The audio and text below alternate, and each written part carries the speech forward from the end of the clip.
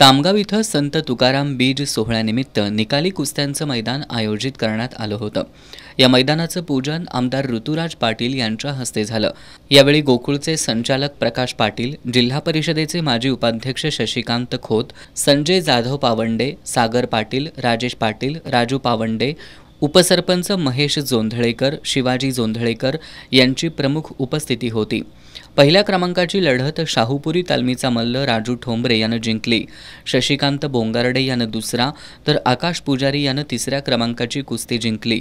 चौथ्या क्रमांकासाठी ऋषिकेश पाटील आणि संकेत पाटील यांच्यातील लढत बरोबरीत झाली, तर पाचव्या क्रमांकाची कुस्ती गुरु जोंधळेकर यानं मारली। मान्यवरांच्या हस्ते विजयी मल्लांना गौरवण्यात आलं। कृष्णात चौगुले यांनी निवेदन केलं।